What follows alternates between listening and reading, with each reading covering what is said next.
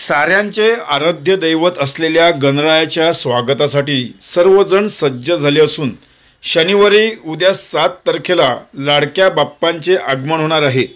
वाडा तालुक्यामध्ये हजारो घरगुती गणपतीसह शेकडो सार्वजनिक गणेशोत्सवाची प्रतिष्ठापना होणार आहे।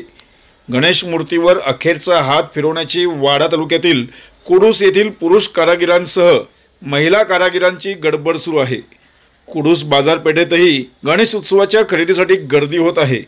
सार्वजनिक गणपतीची स्थापना करण्यासाठी सार्वजनिक गणेश उत्सव मंडळे सज्ज झाली असून त्यांनी जोरदार तयारी सुरू केली आहे। उद्या दिवस उजाडताच उत्सव असल्याने मूर्ती शाळांमधील लगबग देखील वाढली आहे। मूर्ती रंगवणे त्यावर अखेरचा हात फिरवण्यामध्ये कारागीर मग्न झाले आहेत। बाप्पांच्या स्वागतासाठी चाकरमान्यांनी कोकणासह वाडा तालुक्यात मोठ्या प्रमाणात भक्त दाखल झाले आहेत।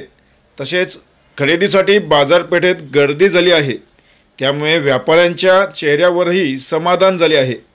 जुलैपासून शेतीच्या कामांमुळे बाजारपेठेत मंदी होती। उत्सवाच्या निमित्ताने बाजारपेठेत आता मोठी उलाढाल होत असल्याने बाजारपेठेला नवसंजीवनी मिळाली आहे।